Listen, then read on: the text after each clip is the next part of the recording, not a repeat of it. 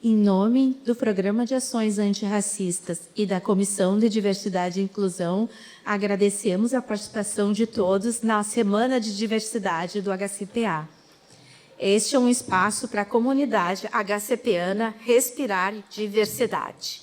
O PA tem o compromisso de instrumentalizar colegas negros e não negros na equidade racial, reconhecendo e afirmando a potência da população negra.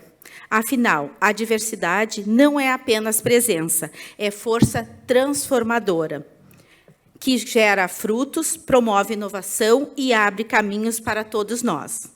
Nosso objetivo aqui hoje é oferecer embasamento teórico e ferramentas práticas para a construção de diagnósticos, indicadores e planos de ações que fortaleçam o desenvolvimento de políticas institucionais voltadas para o enfrentamento do racismo e a promoção da igualdade dentro da instituição. E falar de orgulho, inspiração e potência negra como força transformadora é essencial para avançarmos nesse propósito. Então, hoje, para compor a mesa, eu vou chamar 2 palestrantes que vieram com muita boa vontade, agradecer a presença deles aqui. O primeiro é o professor Cláudio Soares dos Santos, doutor em Desenvolvimento Regional, mestre em Administração, especialista em Gestão por Processos, bacharel em Ciências Contábeis e licenciado em Técnicas de Comércio e Serviços. Professor do Centro Universitário FADEGRES, integra o grupo Ânima Plurais, que fomenta a diversidade, equidade e inclusão nas instituições do grupo Ânima. É membro da Associação Brasileira de Pesquisadores Negros, autor e coordenador do projeto Reconstruindo Vidas, Integração Familiar e Autonomia Econômica, voltado à reintegração social e econômica de egressos do sistema prisional e seus familiares. Atua também como pesquisador nas áreas de equidade racial, gestão e inclusão social. Publicou o livro A Invisibilidade Socioeconômica da Cultura Religiosa de Matriz Africana em Porto Alegre e a Concepção de um Modelo de Gestão de Estoque. Servidor da Administração Pública Estadual por 35 anos, exerceu cargos de gestão estratégicas por mais de 2 décadas. Muito obrigada.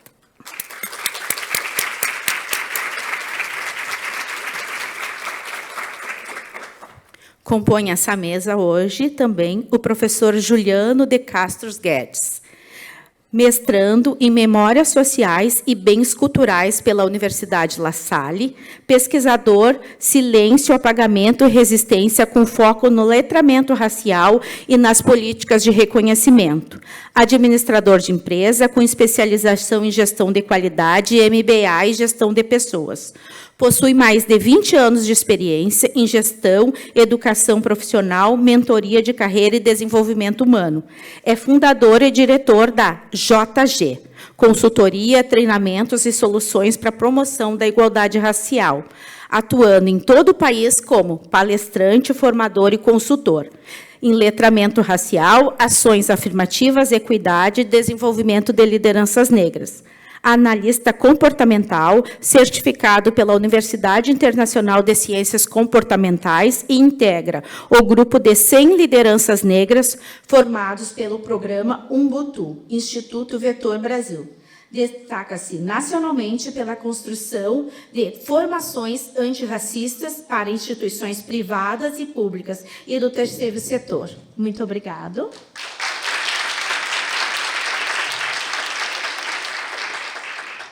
Então, nós vamos compor a mesa, uns palestrantes, e, no final, terá 1 minuto para as perguntas, tá?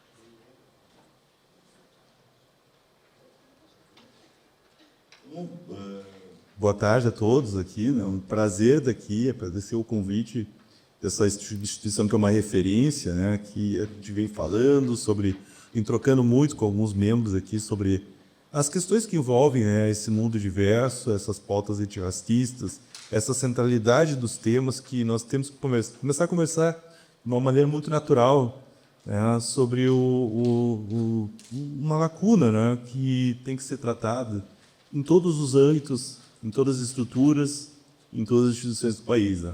É um prazer estar aqui, né? Esse tema é altamente relevante, fala de potência negra, né? Então a gente está se conectando com um tema ligado ao protagonismo negro, que é um tema que é necessário, visto que nós temos uma subrepresentação de negros e negros em espaços de poder e decisão, e isso não de caráter operativo, realmente se traduz nas estatísticas, né? Então, há uma maturidade muito grande do hospital, né, e dos seus núcleos e comitês, em trazer esse tema em pauta, justamente para não que seja uma ação contundente sendo feita agora, mas a gente tem que passar, como população brasileira, no ato civilizatório, né, por um processo grande de expansão de consciência. Né, e essa expansão de consciência ela se justifica porque os indicadores estão aí, né, são irrefutáveis, né, os números estão aí, de desigualdades raciais, né, então é a oportunidade de a gente conversar, levar para nossas casas, nossos ambientes de trabalho, para nossos coletivos, né, e falar sobre as pautas que envolvem uma humanidade e uma equidade, né, que nós tanto queremos. Tá? Muito obrigado por estar aqui. Boa tarde a todos. Começo a minha fala fazendo uma homenagem especial à nossa ancestralidade, que eu entendo que é muito importante, até porque através dessa resistência, né, eles semearam essa floresta de possibilidades que hoje nós possuímos. Agradeço também o convite realizado pelo comissão organizadora, né, e aos demais presentes aqui pela possibilidade de a gente poder fazer essa discussão que realmente era muito importante e necessária. É isso aí. Isso aí, né? E que legal, né, pessoal? Eu pela primeira vez conheci ao vivo e a cores, né, tanto a Cláudia como o professor Cláudio, né? E aí foram talvez 10 minutos de fala, né? 10 minutos. Eu acho que eu conheço ele me conhece desde pequeno, ou talvez a família, enfim, nós nos conhecemos. E isso é ancestralidade, né? É quando a gente vai trabalhando no ambiente circular e daqui a pouco se encontra novamente, né? Então é isso que nós nos afastamos dessa balda e o material que nós trouxemos, ele vai envolver ancestralidade, ele vai envolver consciência racial para ser uma potência negra. Então vamos passando, né? E a dinâmica é nós irmos passando o material que nós trouxemos aqui, indo comentando. E, por favor, né, tragam suas perguntas para nós, né? É um momento especial estar aqui mesmo sim. Né? Eu trabalho com letramento racial há muito tempo, com palestras antirracistas, né? E a gente vê a diferença que faz na vida das pessoas quando nós temos esse movimento de expansão. Então, nós trouxemos esse tema aqui, né? Esse tema, na verdade, proposto pelo hospital, né? Orgulho e inspiração, potências negras ou potência negra como força transformadora. E, curiosamente, hoje eu lidero coordeno um projeto chamado Potências Negras, levando, né, educação antirracista e liderança para as comunidades, então vem bem a calhar. Mas o que se refere à potência negra, né, que nós colocamos ali? O que é uma potência negra? Né? É alguém que, consciente de sua identidade, então tem um processo focal aqui, a potência negra protagonizando, ela tem que ser consciente da sua identidade e das barreiras impostas pelo racismo estrutural, transformou sua trajetória em inspiração e ferramenta de mudança. Então, aí a gente traz o conceito do que é uma potência negra de fato. Ele não se afasta da sua ancestralidade, ele não se afasta do sistema de opressão que ele passou, ele reconhece isso e, além de progredir na carreira, como o professor Cláudio, né, ele não esquece das suas raízes. Então, tem esse quê de falar de potência negra, e as potências que nós vamos apresentar não são potências quaisquer, são potências que mantiveram esse senso de identidade, né, professor? Pegando um gancho, né, professor Juliano, quando foi apresentado o título, né, o tema que nós iríamos debater, orgulho e inspiração, né, a potência negra como força transformadora, a primeira coisa que me veio à mente foi meu pai. Né? Porque meu pai, se fosse vivo hoje, teria 109 anos. Ele é de 1916, era, melhor dizendo. E filho de escravizados, perdeu seus pais jovens, aos 6 anos, e a gente tem ainda hoje o ditado no interior que a gente fala, quando um negro é criado por uma família branca, né, se chama de negudado. Não sei se sabia dessa. Então, meu pai foi negudado. E como negudado, ele teve a possibilidade de estudar até a entrada do ginásio. E ali não mais, ou seja, até a 5ª série.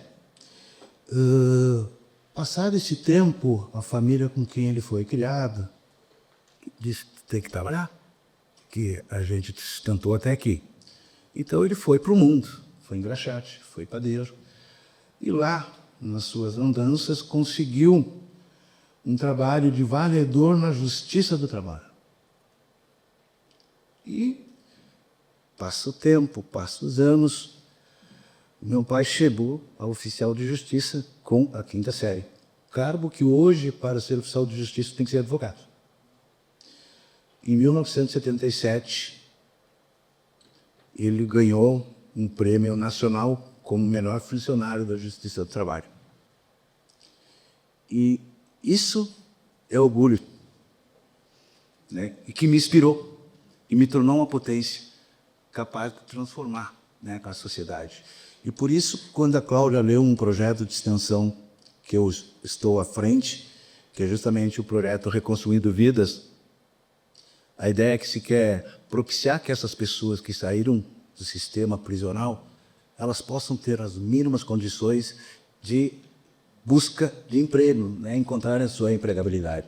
Então, a gente está capacitando essas pessoas, sim, está fazendo parcerias com algumas organizações, como a Fundação Gaúcha do Trabalho e Assistência Social, a própria IEL, que é um órgão da Fierles, no sentido de colocá-los, recolocá-los. Então, a gente está trabalhando com eles questões de informática, tecnologia da informação, a área nutricional, enfim, uma série de capacitações que está possibilitando, né, que realmente a gente consiga transformar a sociedade. E, por incrível que pareça, é um número triste de dizer que, apesar de Porto Alegre sermos 20% negros e 80% brancos, a massa carcerária é negra.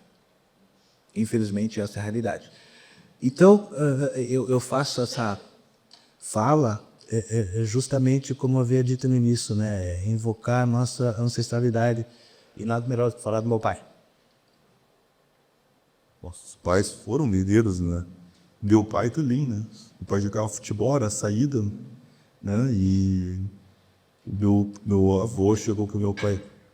Eu vou melhorar a tua vida. Te consegui um emprego no Banco do Brasil. Tu vai ser servente do Banco do Brasil. Tua vida mudou. Né? Mas para essas coisas da vida, a vida realmente mudou. Né? Então ele ascendeu. E são guerreiros.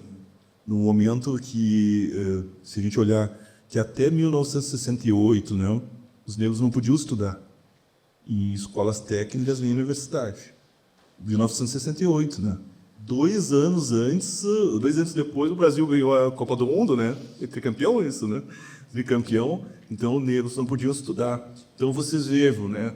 Qual é o ponto de partida das pessoas negras, né? Principalmente diante desse momento histórico, né? Para conseguir protagonizar.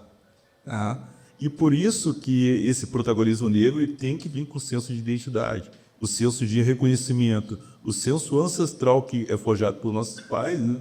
Para que dê o exemplo aos filhos que não esqueçam disso. E até foi legal que hoje colocou sobre o sistema prisional. Né? Eu faço um trabalho na APAC. Né? A APAC é digamos que é são egressos que já têm um bom comportamento e passam por uma casa, né?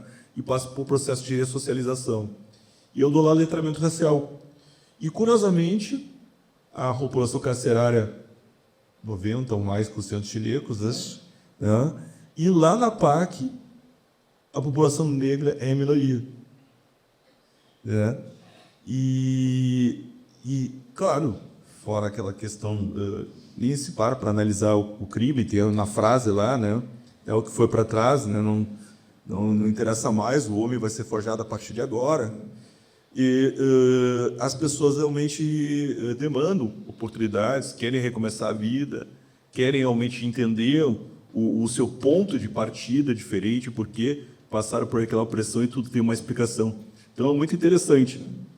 Então, interessante quando a gente fala de potência, de protagonismo, de liderança negra, quando tem esses temas, a gente tem que focar em pontos de partida diferentes. Tá? E esse é o conceito. Existe um Ministério de Igualdade Racial, né? Comitês de igualdade, né? Mas a nossa luta ainda é por equidade. Né? Equidade para ter uma equiparação para poder crescer. Se a gente olhar bem, somos 56% da população brasileira, né? Negros e pardos. Né? E essa classificação também tem um questionamento histórico, né? Oriundo da luta do movimento negro. Né? E esse questionamento, né, foi feito no momento que o Brasil tinha um projeto de embranquecimento da população. Projeto forte, projeto de eugenia, que constava lá na Constituição brasileira. Né? Então, é desse ponto de partida ancestral que a gente está falando, com potência. E por isso que a gente coloca bem nessa frase identidade. Quando eu tenho identidade, ciência da minha cultura, né, da consciência negra, realmente do que a gente vai preservar, aí a gente tem mais força de potência. Vamos passando aqui, né? Não? E aí, né, nós vamos enumerando algumas... Olha, citar potências negras foi uma responsabilidade forte, né? Então, nós tentamos trazer algumas potências negras, né, que realmente tivessem esse senso de identidade e deixar um legado maravilhoso para o mundo. Né? Poderíamos citar várias, né? Mas uma dessas figuras se chama Milton Santos. Né? Vocês conheciam Milton Santos? Foi o maior geógrafo da história, o geógrafo do mundo, né? Que forjou o conceito de globalização. Né? E ele realmente poderia crescer apenas na sua carreira. Né? É um excelente geógrafo. Né? Ele tinha um olhar superior aos seus colegas, né? Na matéria, mas ele não esqueceu a identidade nunca, né? Tanto que ele realmente tinha o seu discurso falar das pautas sociais, das questões sociais, que fazia essa intersecção com a geografia, né? Então é quem abre caminhos, assume responsabilidades coletivas, pavimenta oportunidades que outros não precisem enfrentar as mesmas injustiças ao fazê-lo, se torna símbolo de resistência, orgulho e transformação social. Esse é Milton Santos, né? Então, é uma potência negra que tem um papel social no mundo, né? Além da sua carreira.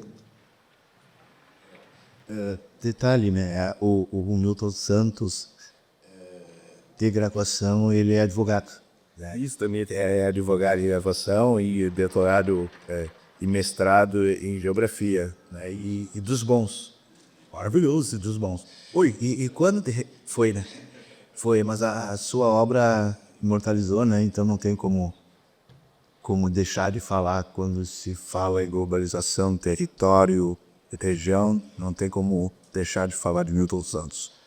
Mas e esta, né, é uma das referências que se trouxe, né, a quem nós nos orgulhamos da sua existência, a quem nós nos inspiramos, Milton Santos, como o Juliano me trouxe, né? Poderíamos citar vários outras potências. Né? Eu me recordo que, quando criança, eu não via referência alguma negra para me espelhar. Né? Quem é a referência negra que nós tínhamos? Então, eu me recordo que nós tínhamos Grande Otelo. Revelei minha idade, né? Quando falei Grande Otelo. Então, nós tínhamos o Grande Otelo, que fazia papéis não muito glamurosos, digamos assim. Tínhamos, quem mais está vivo hoje, Tony Tornado. Tony Tornado, fazer feliz. Tornado, né? Que outra referência nós tínhamos, né? Até quem não sentimos orgulho, rei de futebol, Pelé, e ponto, né? E ponto. Então, graças a Deus, a gente começa com esse processo de aquilombamento, com esse processo de movimento, a gente começa a andar de mãos dadas e a gente consegue multiplicar um pouco esse processo, transformar realmente novas pessoas, né? Transformar um pouco da nossa comunidade em potências, né? Para que nós possamos inspirar outras pessoas. Como a Cláudia mencionou, eu sou professor universitário também, e são poucos os alunos negros que têm em sala de aula, pouquíssimos. E quando esses alunos me enxergam, eles ficam fascinados. Que legal que tem um de nós, né? Inclusive aqui tem uma aluna que está lá, a Ana Gabriela, foi minha aluna, formei em 2 semestres, né? E é difícil realmente a gente ver pessoas, né, a quem a gente possa se identificar, a quem a gente possa se inspirar.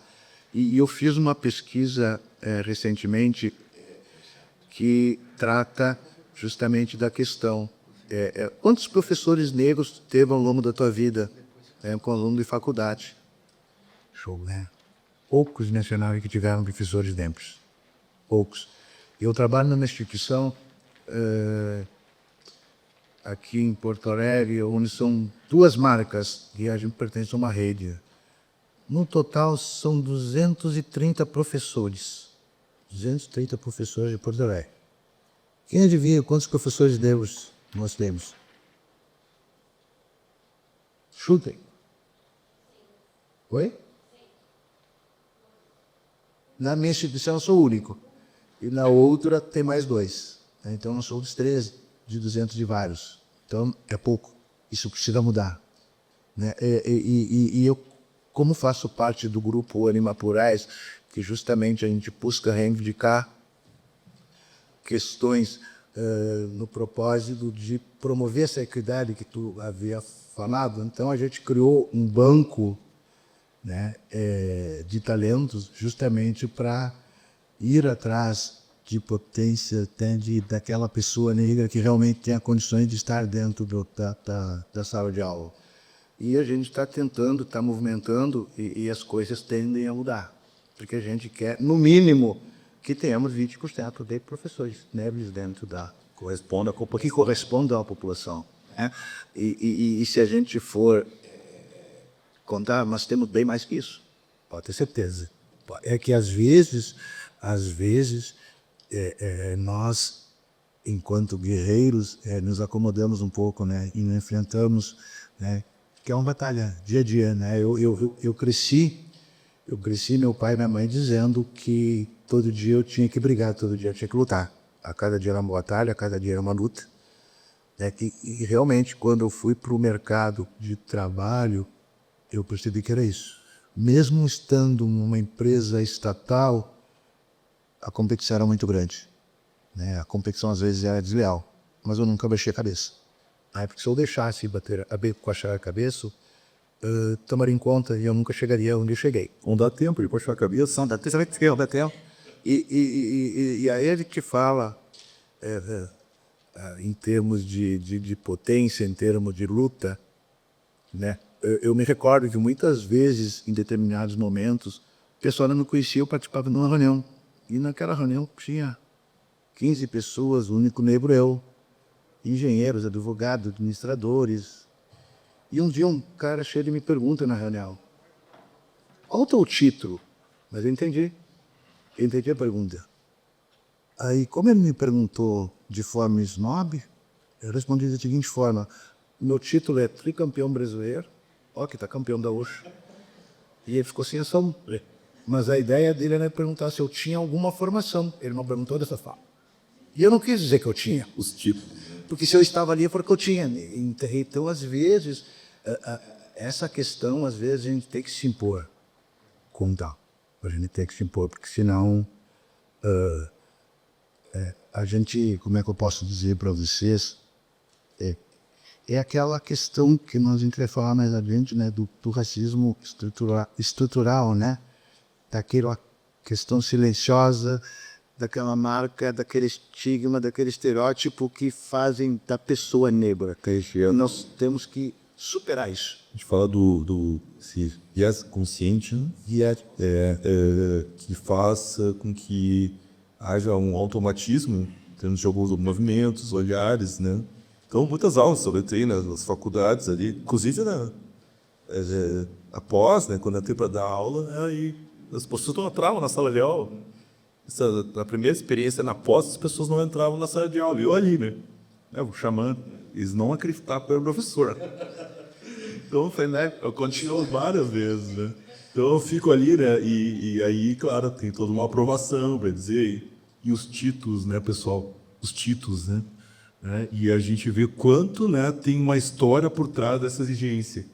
É uma história que geralmente parte de um local que coloca um ser humano que tem a categoria humanizada do ser, né, e que é legitimado, pelo não ser, que esse não ser historicamente foi o negro. Até, aliás, tem um livro maravilhoso da Sueli Carneiro, chamado Dispositivo de Racialidade. Né? Esse livro, Dispositivo de Racialidade, ele é inspirado nos dispositivos de poder de Foucault. Né? E ela coloca exatamente, né, a legitimação do não ser para a sobrevivência do ser. E esse ser é o ser europeu, né, eurocentrado, né, como ideal, né, de carreira, ideal de cultura, ideal de hegemonia, ideal estrutural. E esse ideal estrutural foi questionado por Fanon, né? Francis Fanon, né? Pele negra, máscaras brancas, né?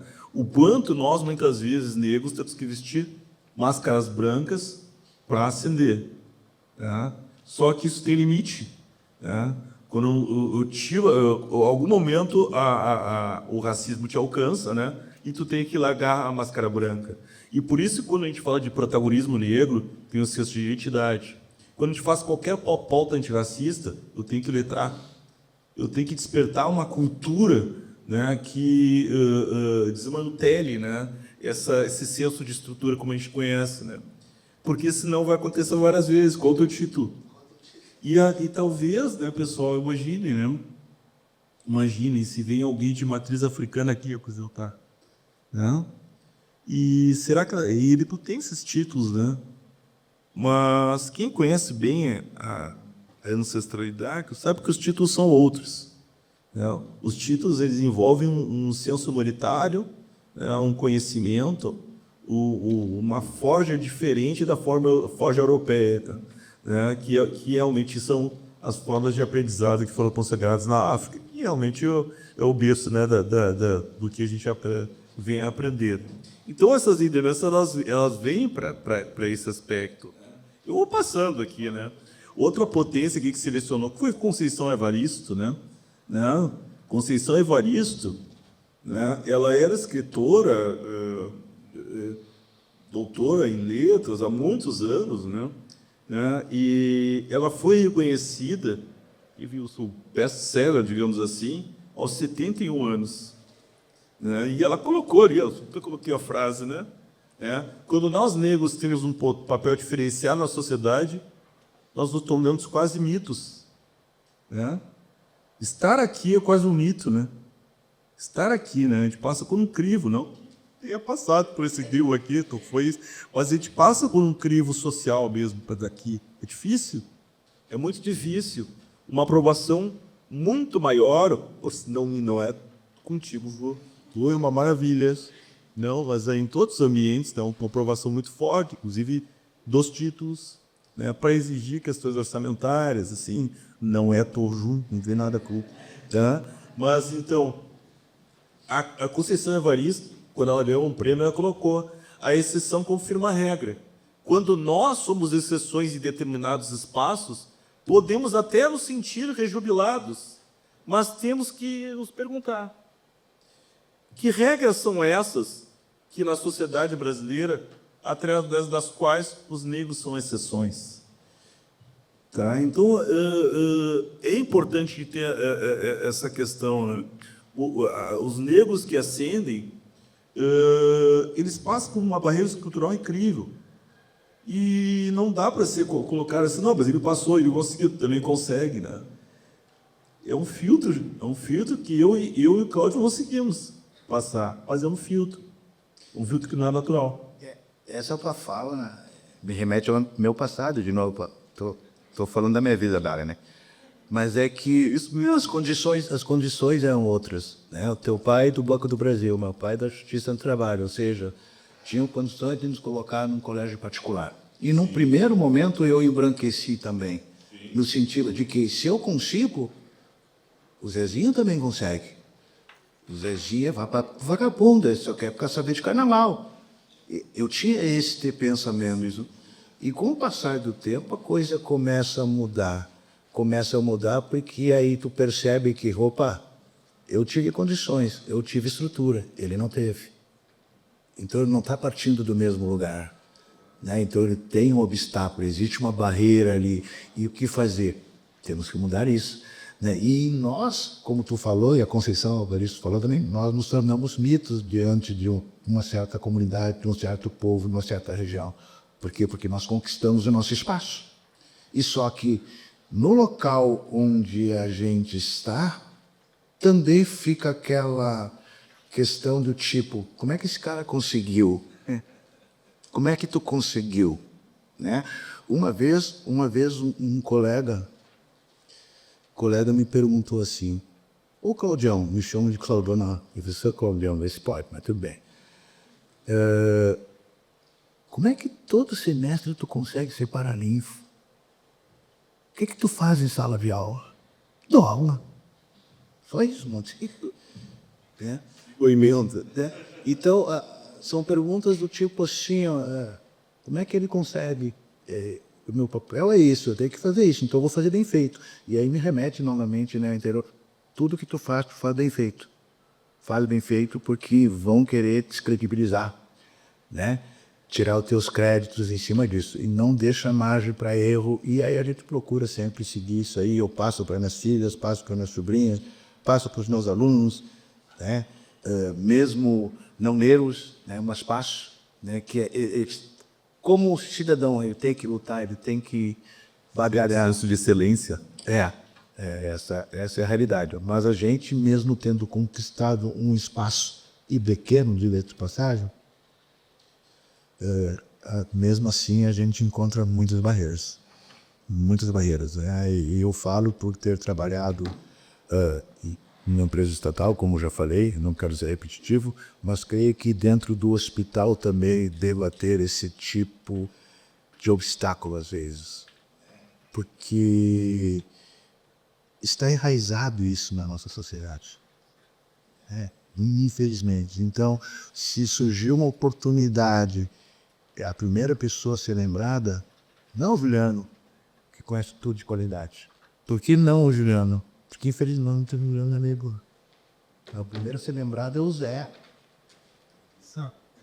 Que talvez, né, também o Zé, porque o Zé tem olho azul, né, cabelo loiro, nada contra a pessoa do olho azul, cabelo loiro, só falando que realmente é a realidade. Deixar bem claro, senão vou tirar menos a luta interessante de colocar, que a luta antirracista. A luta antirracista não é uma guerra entre negros e brancos ou brancos e negros, né? É uma compreensão, né, que existe um sistema, né, de opressão. Aliás, o racismo ele é um sistema de opressão. Aliás, se a gente colocar na Índia, né, tem um sistema de castas, né, os Dalits e não lembro, não vi bem aquela novela, né, e os que realmente ascendem mais, né, é um sistema de opressão. E todo sistema de opressão ele confere privilégios a um grupo e desvantagens a outro. Né? E tudo que envolve a pauta antirracista é para desmantelar privilégio e não contra o branco. Isso é importante, né? Não para um indivíduo branco. É contra o sistema que consagra, o sistema que a gente chama de branquitude, né? Que consagra, né, lugares de conforto, né? E aí a Bento fala do pacto narciso da branquitude, né? É um lugar que realmente coloca esses privilégios e eles acabam sendo questionados. Então, acho que o papel maduro de todos vocês que estão aqui é parar, pensar, parar e questionar essa questão de privilégios. Mas é evidente, né? Inclusive, os sensos de excelência que a gente tem. Também meu pai não vai estudar mais. Meu tio, né, que nós conhecemos, ele estuda, faz concurso, faz isso, faz aquilo. E eu saí estudando. Tá? Então, eu queria ser o melhor, aquele senso de excelência que a gente tem. E, ao mesmo tempo, é sacrificante, é perverso. Né? Porque é uma cobrança surreal de nós mesmos. E quando a gente está numa instituição de saúde, né, é importante falar, a gente fala da saúde mental da população negra ou do processo da saúde da população negra, tem uma interrelacionalidade, uma interseccionalidade comportamental, uma aprovação, uma necessidade de provar autoestima, de provar trabalho, que leva a diversos comportamentos, né? Então, o que nós estamos falando, né, ele não é uma pauta simples, é uma pauta que tem complexidades que têm que ser levadas em conta. Mas vamos passando. Que legal. Que legal esse bate-papo, tá? Então, esse é o contexto das potências, né, pessoal? Somos 56%, colocando como população negra, né, 56% da população brasileira. E aí, claro, a gente salta, essa apresentação vai ficar para o hospital, viu, Ju? Tá? Pode passar para a turma aí. Temos um salto de estatísticas, né, que são irrefutáveis, né? São números, né, que colocam uma problemática racial como um problema central da estrutura brasileira. Vejam bem, né, são 56% da população brasileira, né? Desse índice, né, grande parte, né, pobre, né, pretos pobres, né? E, ao mesmo tempo 1% da população, ele me ajuda, professor, 1% da população, ele concentra mais de 50% das riquezas do país. Essa é a estatística. Né? Então, se eu aumentar ou dar valor a 56% da população brasileira, aumentar os índices de moradia, de renda, os índices de saneamento básico, enfim, né, eu topo o Brasil rico. Né? E esse é um contrassenso, né, do porquê que o Brasil não quer tratar a pauta racial. O Brasil e os outros países, enfim, né, depende de governo, uma questão histórica, não é relacionado a esse ou outro governo, é uma questão histórica. Porque realmente 56% da população brasileira, se consumisse, conseguia ter condições de consumo, de sobrevivência e de dignidade, né, toda essa população preta ou não preta ia ser beneficiada.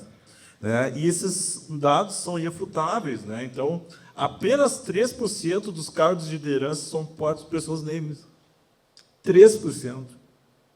Em cargos de diretoria, desce para 0,4% de pessoas negras. Há uma problemática. Tá? Eu não posso individualizar uma potência sem eu ver, né, esse aspecto mais amplo do que toca a pauta racial. E que torna lá, de novo, né, professor Boris, quase mitos. Né? Quase mitos. Quanto que a gente quer uma massa preta e branca protagonizando. Né? Então, esses índices aqui, né, vejam bem, né, brancos ganham 68% a mais que negros, IBGE 2019. Né?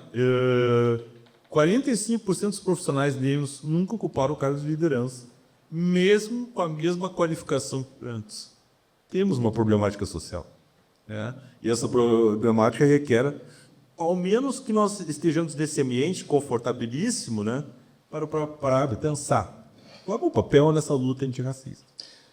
Pegando um gancho desse teu slide aí, eu queria trazer um dado também, que eu estava olhando hoje pela manhã, que são dados de uma pesquisa que se chama Brasil Mestres Doutor de 2024. E os mestres no Brasil somam 1.161.000 mestres. Esse é o número oficial, né, obtido nessa pesquisa com base em dados da plataforma Scopira e Lattes. Essa é a base que eles mostram nessa pesquisa.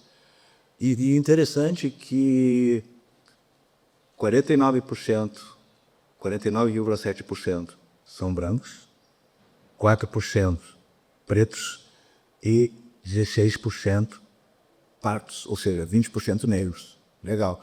Depois, 1% amarelo e 0,23% indígena. E os outros 20% não declararam a sua raça.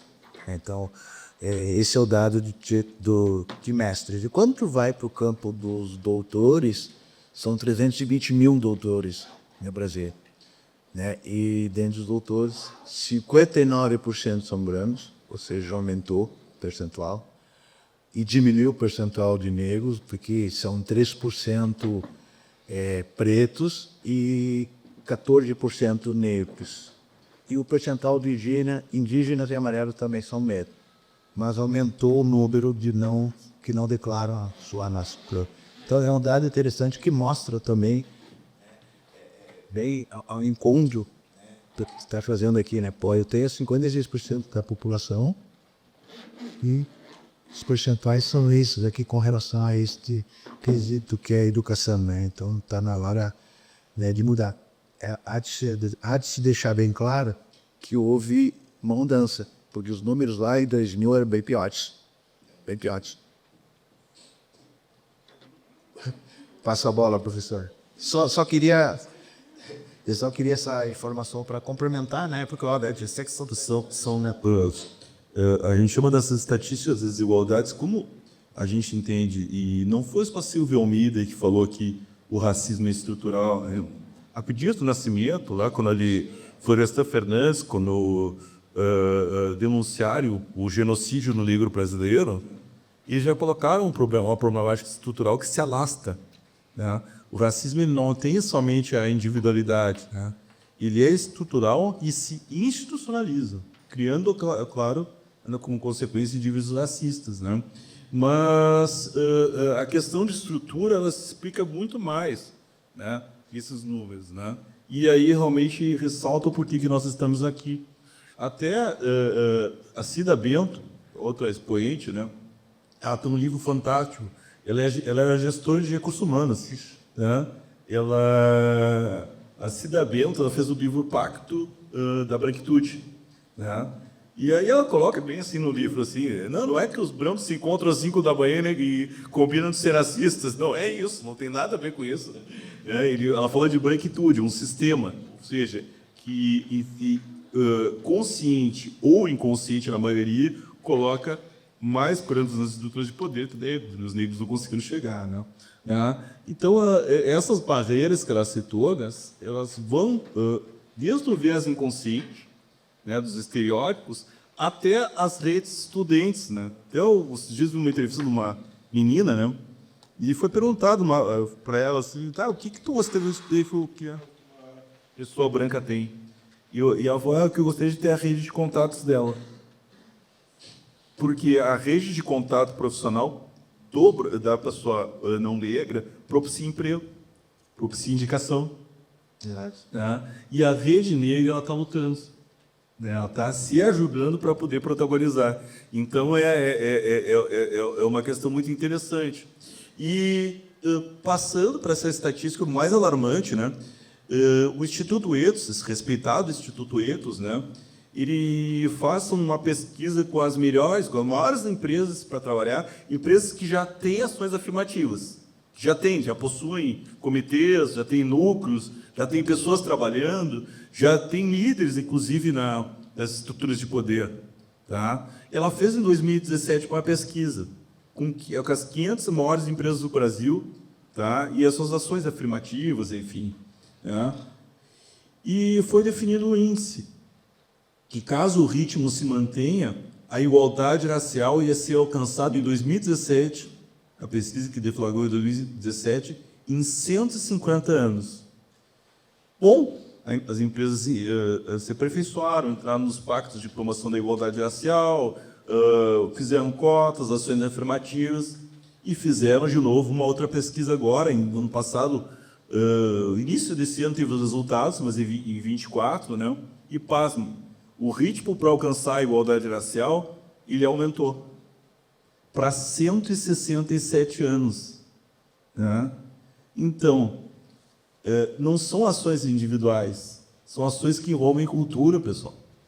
Quando eu falo de antirracismo, ou de outras opressões que estão nesse maravilhoso, né, momento de diversidade, né, nós estamos falando de estrutura. Uma estrutura que exclui e coloca, né, esses protagonistas que está apresentando, né, realmente como quase mitos. Né? Então, são várias pesquisas que acabam realmente, né, colocando, né, que nós temos uma problemática social, aliás, além de social, uma problemática econômica. Aliás, racismo é uma problemática econômica. Né? Se eu tenho a maioria da população brasileira no país que não tem dinheiro, não tem poder econômico, não tem poder de consumo, né? Então tem um problema econômico do país, como o Laurentino Gomes fala na trilogia Escravidão, né? É uma ferida aberta que o Brasil não supera, né? Racismo. Eu queria pegar um gancho nessa tua fala, eu sei que a gente está próximo do final aí, né? Mas esses dias eu estava escutando a presidente da Câmara de Vereadores falando uma fala sobre um projeto de lei que, a vez de ser aprovado, estava sendo encaminhado ao prefeito, que previa cotas para pessoas trans. 1% das vagas deviam ser destinadas a pessoa trans. A presidente da Câmara foi voto vencido, né? E na rádio ela comentava que ela era contra, visto que ela defendia a meritocracia. E aí tu faz um exercício forte, né, para tentar entender de onde vem isso, né? Que meritocracia, né? Se nós estamos em situações completamente diferentes, né? Não existe igualdade nesse processo. Então, é difícil. Eu sei que ser político hoje não é fácil, né, cara? Mas, às vezes, ser enfático em certas coisas, eu não consigo entender. E é por isso que esse período aumenta. Né? É por isso que esse período aumenta. Não é porque envolve privilégio. Eu não estou falando de privilégios pessoais, individuais da pessoa. São privilégios estruturais. Então, lembre quando teve a questão do surgimento das cotas universitárias, né? Vai tirar meu lugar. Então, o pessoal colocava no mínimo, né, essa análise do mérito. Né? E a meritocracia, até quem explicou maravilhosamente isso foi a Luísa Helena Trajano, num evento, né, com ela, colocou, não é a mesma base mesmo, filho, não é a mesma base. Né? A nossa luta não é por igualdade ainda, é por equidade, porque só a equidade vai fazer com que eu consiga exigir mérito. Né? Exigir mérito entre eu e o Cláudio, que é uma exceção. Né? Claro, está aí o Cláudio vai passar, ou eu passo uma hora, enfim, é uma exceção. Mas eu tenho uma camada, né, populacional que representa a maioria, que ela é encarada como exceção. Né? E isso é uma problemática. E por isso que nós temos que discutir o tempo todo. Né? A cota ela é uma ação temporária, mas extremamente necessária. Tá? Sem cota não alcança esse mínimo das pessoas. Antes das cotas, esse índice de mestres era muito, mas muito menor. Muito menor, eu tenho absoluta certeza. Né? Porque ainda nós somos únicos. Né? E tem toda a temática de letramento sobre negros únicos sempre, né? E os que surgem no processo de exceção e tem que se empenhar bem. E olha como é que é a cabeça de vir para cá. A gente vem para cá como pai, tem que estar muito certo. A gente não pode falhar. Né? Isso não era a exigência da Ju, que foi uma querida, lá, a exigência nossa, de não poder falhar. Tem gente que não tem essa preocupação. Né? E vem aqui, entrega, gera a nota e vai e cobra. Né? Então, isso é um sistema cruel, né, que a gente tem que desmontar e desconstruir. Eu vou passando, que o papo é longo e é bom. Né? Então, protagonismo de carreira, né, ele envolve várias... Eu vou passando depois, na hora das perguntas aqui, mas principalmente autoconhecimento e igualdade racial. Né? Identidade racial. Mostramos a Nina Silva aqui também. Né? A Nina Silva... ela é uma das 20 mulheres 20 mulheres mais poderosas do Brasil, tá? Considerado pela revista Forbes. Né? Ela simplesmente é fundadora do movimento Black Money. Tá? E ela é conselheira de diversas empresas, né? Diversos grupos. Né? enfim, né? E ela realmente fala de hackear o sistema, nós temos que hackear o sistema. Ela fala assim, né? Ou seja, colocar um hackeamento que desmantele essas estruturas e que gere equidade, para depois gerar igualdade, que é a sistemática de consumo, né? E no Black Money, né, é interessante que é fruto do mercado norte-americano, né? Apenas as comunidades judeus, eles têm, se não me engano, o dinheiro fica 7 dias na mão, 16 dias na mão dele, japoneses 7 dias, aí tem uma escala, né? E para a comunidade negra fica apenas 6 horas o dinheiro na mão da comunidade, né? Então ela tenta realmente que se faça o fluxo circular da renda entre os negros, né? E ela coloca, quando as pessoas me viam, demonstrava o seu real preconceito, sentia a necessidade constante de pontuar que aquele lugar era meu por direito, que o Cláudio colocou, né? E por isso que ela promove sempre o empoderamento, né? Então esse olhar identitário, né, de autoconhecimento, que é muito importante. Eu estava passando aqui, né? Então, assim, como é que a gente vai trabalhar, né? Maurício Pestana, né, que escreveu esse livro aqui, A Empresa Antirracista, muito interessante, para quem está estruturando comitês, bem interessante, fruto das experiências de comitês. Maurício Pestana, ele foi o fundador da revista Raça, né? E ele coloca no livro muitos exemplos de como realmente fazer esse enfrentamento no mundo corporativo, né? Então, ele colocou que a potência negra era a capacidade, é aquele que gera a capacidade de abrir espaço para outros, entendendo que esse senso é coletivo. Estou passando, Cláudio. Tá?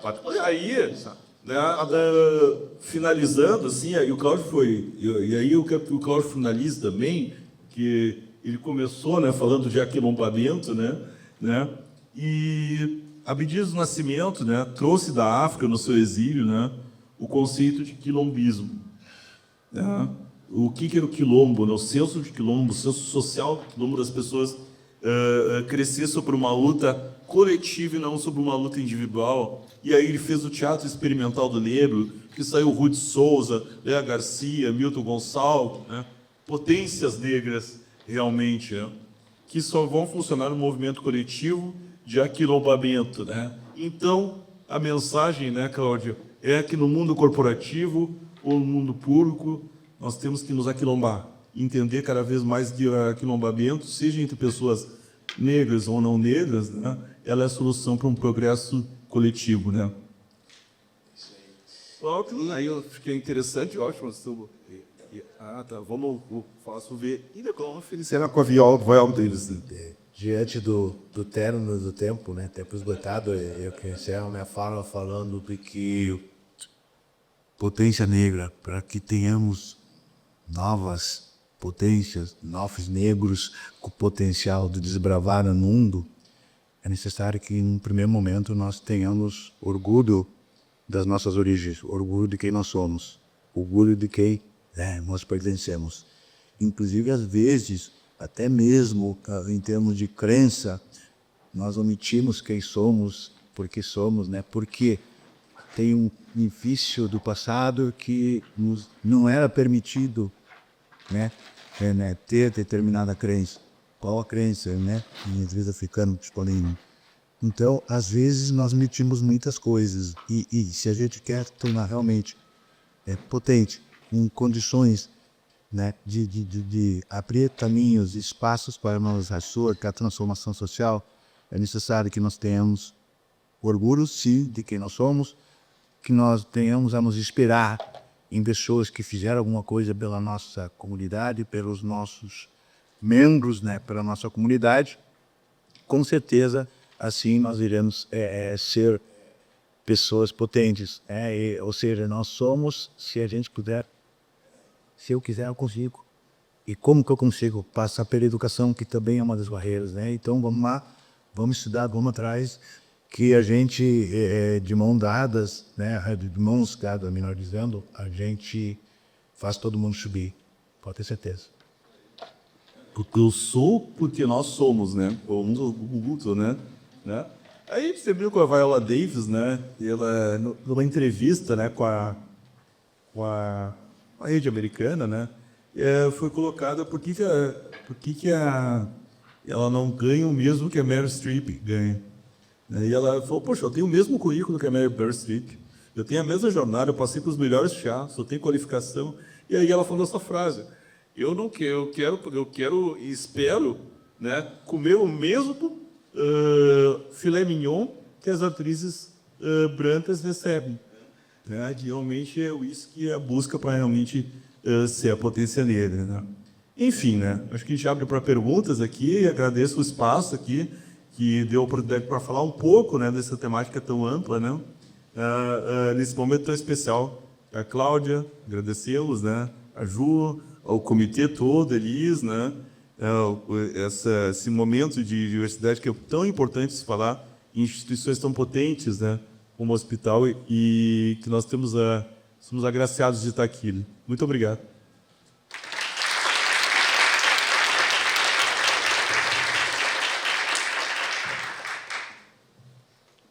Perguntas? Temos uma.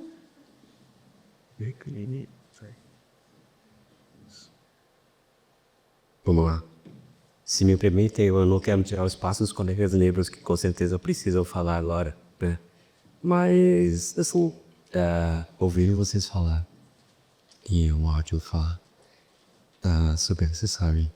E que bom que a gente venha para esse espaço.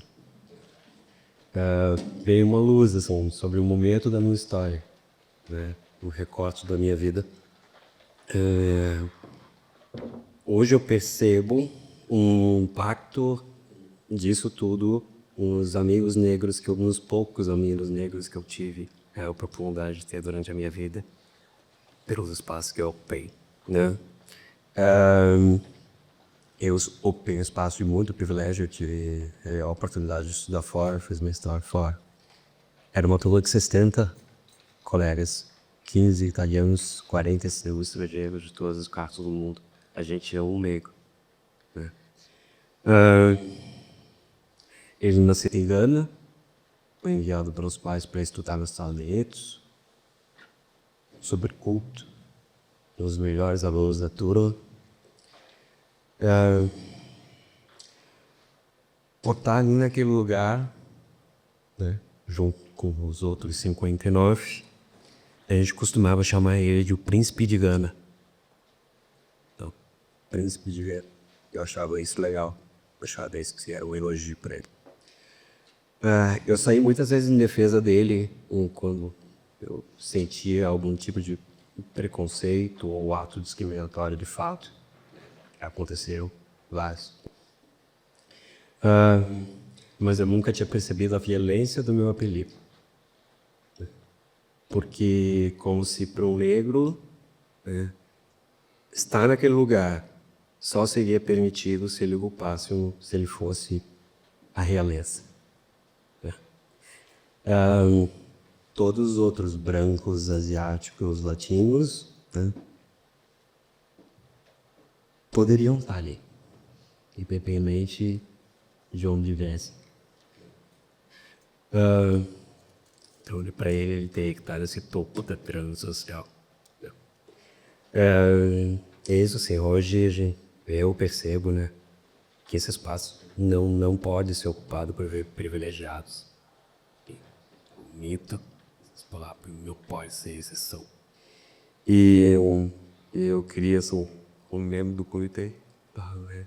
Eu acho que o homem branco, né, tudo mais, que assim, todos os colegas desse hospital podem contar muito comigo, né, o mais consciente, para ser um aliado, para, né, mais do que compartilhar esse sentimento, assim, trabalhar para que isso de fato mude. Então, é isso. É só compartilhar o sentimento. Tudo lindo. E é interessante, né, que mas de novo, assim, não é uma guerra direta entre brancos e negros, negros e brancos, né, na luta antirracista. Por isso que se conta muito com aliados. Por isso que esse discurso, quando a gente vai levar alguma floresta antirracista, né, não é para um público específico, é para todos, né? Porque se acredita, né, por exemplo, Se cresce 56%, cresce os outros 44%, e nós temos uma sociedade mais justa. É isso? Tá? Porque amigos de várias etnias, né, a gente quer isso. Tá? A gente quer isso, a gente quer crescer junto. Tá? Só que realmente tem um lastro que ficou de tempo, inclusive de perspectivas históricas, que eu queria colocar aqui, né, que colocou essa diferenciação. Então é importante esse depoimento, a gente vê sim, eu também, né, são vários apelidos, né, que a gente, eu também estudei na PUC, eu ganhei uma bolsa na PUC, né, que foi um projeto que ganhei uma bolsa, né, fui estudar lá no Negro Único na PUC, né, e eu não era só o príncipe de Gana, eu era o príncipe de Nova York, né, o príncipe era Kim lá na PUC, né, eu fui mais formal, mais educado, e o pior era o Akin, né? E claro, né, a gente leva na brincadeira ali, mas até eu entender assim que essa questão de negro único, né, ela incomoda sim, né? Porque geralmente ele vai para um aspecto recreativo, né? E aí tu tira a seriedade porque dá um homem, uma mulher em geral que está ali querendo crescer em uma carreira. Foi interessante o teu comentário. Desculpa, eu tenho a peça, me carregou para isso. Só sendo um dado, eu acho super importante que tua observação perfeita que tu fez aqui em respeito à questão de quanto isso seria significativo até para a economia. Eu acho que isso precisa ser trazido, assim, porque se o argumento conjuntar com todos os milhões de argumentos que existem para a gente trabalhar isso. Hoje o nosso modelo para aumentar o PIB é exportar mais soja e frango. Sendo que a gente pode fazer isso de uma maneira muito mais humana, né? E trabalhando 100 milhões de pessoas, mais de 100 milhões de pessoas nesse país.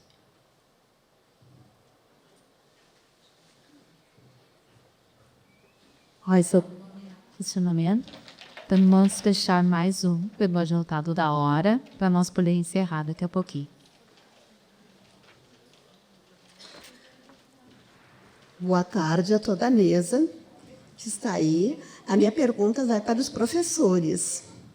Eu gostaria de saber dos professores o que vocês acham de uma instituição pública federal, num comitê que abre um edital de um processo seletivo para pessoas negras, onde neste edital as pessoas negras que vão concorrer a esse processo seletivo, elas têm que ter base primeira do edital, ensino médio completo. Segunda base do edital, para essas pessoas poderem concorrer a essas vagas de bolsista, a bolsa por volta de R$600. Para essas pessoas negras poderem concorrer para essas vagas de bolsistas, elas têm que ter um documento aprovado pela chefia delas. Normalmente, o grande número de chefias são brancas. Essas pessoas elas têm que ter esse documento para elas poderem participar do processo seletivo. Depois que as pessoas têm esse documento, elas entram nesse processo seletivo. Caso essas pessoas negras de ensino médio não estejam trabalhando adequadamente conforme os professores desse processo seletivo acham que seja bom, essas pessoas, né, desse processo seletivo, elas se reúnem com as suas chefias, as chefias conversam, caso esteja prejudicando o trabalho na instituição dessas pessoas, essas pessoas são convidadas a se retirar desse trabalho, desse processo seletivo, desse recebimento de bolsas. O que vocês acham em relação a isso? Nós temos uma grande casa grande, né, que seria um comitê, que seria um centro de pesquisa clínica, se considerando como uma grande casa grande. Essas pessoas que vêm de nível médio, elas vêm da onde? Da outra grande senzala, né, que era assim que nós éramos vistos antigamente. Então, eu quero saber de vocês, enquanto professores, o que vocês acham de um processo seletivo sendo colocado um edital público deste nível? O que vocês acham sobre isso?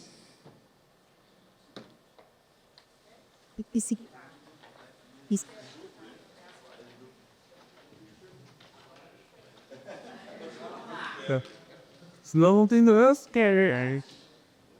Até que Sempre o bicho pega. É maravilhoso isso, né?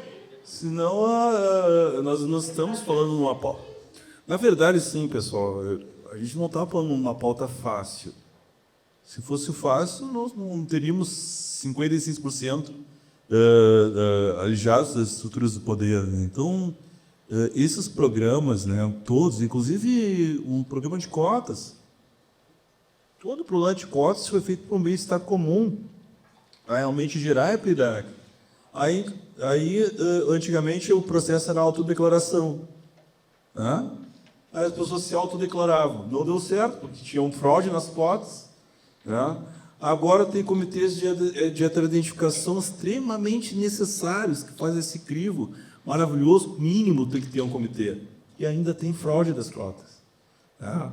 E daqui a pouco vai ter que se montar outro sistema que aperfeiçoe. E como a gente está num período que não está na maturidade da pauta racial, algumas problemáticas elas vão surgir, tá? Em todos os processos seletivos. Porque, quanto o nome mesmo? Onise. As ações afirmativas, tá, que são feitas aqui ou acolá, são esforços que são realizados, né, que competem com uma cultura que não está matura, que é a cultura da equidade. Eu não estou falando do Hospital de Clínicas de Porto Alegre. Ontem eu estava em outra instituição, falei para aqui, juro, que também a cultura não está formada, né? E a cultura, a gente tem construtos, né, professor? Da cultura, né? Cultura é crença, é norma, é política, é formação até, ela vem do dono, né? E mudar isso aí é difícil, sabe? Então, muitas vezes é um esforço sobre-humano de um comitê implantar uma política que tem que seguir regras da instituição, e essas regras são coloniais, né? Então, não tem resposta certa, né? As críticas vão vir, né? As falhas vão vir, não? Né? E o que tem que se fazer realmente? Fazer realmente um refinamento, né, do que vale, o que não vale, o que pode e não pode, até chegar a um ponto, tá? Um ponto máximo em que tem uma cultura antirracista implantada. E vejam bem, vocês viram a estatística, né? Empresas que já têm comitês antirracistas, que já têm metas estratégicas para ter lideranças das estruturas de poder, e tem uma série de lastros de participam de pacto da promoção da equidade racial, prêmio Sim, empresas grandes, empresas gigantes que já têm estruturas montadas muito maiores que a nossa aqui. Eu gostei. Quando está falando... Só um pouquinho, só deixa eu concluir. Que já tem maior que a nossa. E ainda assim aumentou para 167 anos. Tá? Então, minha amiga, é um esforço que a gente tem que fazer, acolhendo essa crítica aqui, e passar por um processo que é da qualidade, né, Elis? Refinando o processo o tempo todo, até um dia, e essa é a luta antirracista, da esperança de chegar a um ideal melhor. Não sei se você quer colocar aí.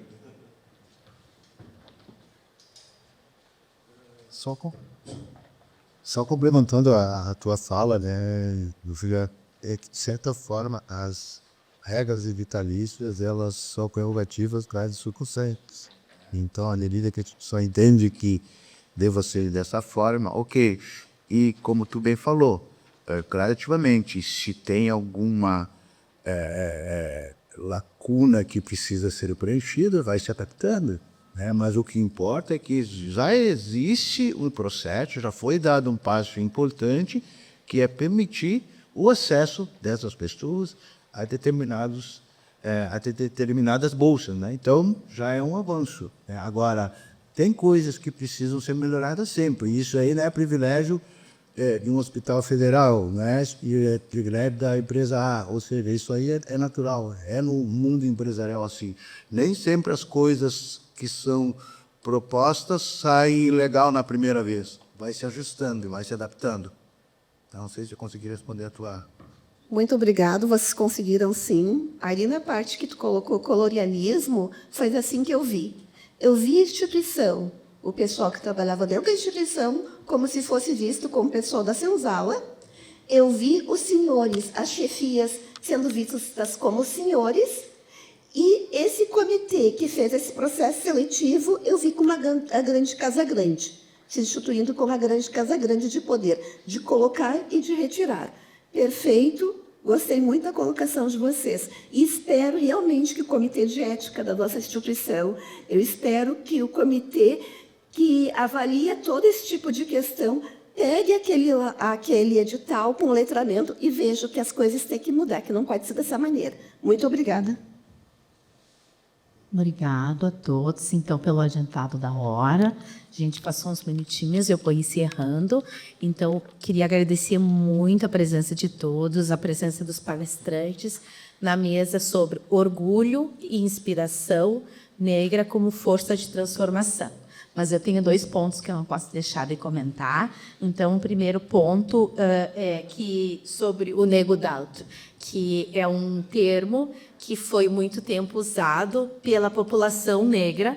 Então, a gente usa quando vai falar do professor Cláudio, que ele é um nego dado. O que é um nego dado? É uma criança negra que foi doado por uma família branca e passou a ouvir tudo que aquela família branca falava e achou que aquilo é certo. Então, o nego dado é aquele que concorda que cotas não precisa, concorda que todo mundo tem condições de chegar lá, concorda com tudo o que ouviu. É o nego da casa. Então, esse é um termo que foi por muito tempo usado e a gente quer dizer que é uma pessoa que não tem letramento racial. Outro ponto importante, vocês falaram do hackear o sistema. Então, eu acredito que o tempo para a equidade aumentou, porque o sistema ele é esperto. Ele consegue, antes da gente tentar hackear, ele se readapta. Então, quando a gente tenta um ponto, quando a gente consegue abrir um edital, ele automaticamente consegue ir lá e manipular. E por quê? Quando a gente falou em equidade, algumas coisas que foi desenhada, eles vão pensar, agora a gente tem letramento.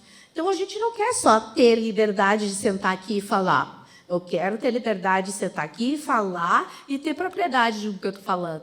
Então, quando se pensou em equidade, se pensou, eu libero a Cláudia para entrar no anfiteatro. Mas eu quero ir para no anfiteatro e quero ocupar posições superiores de comando.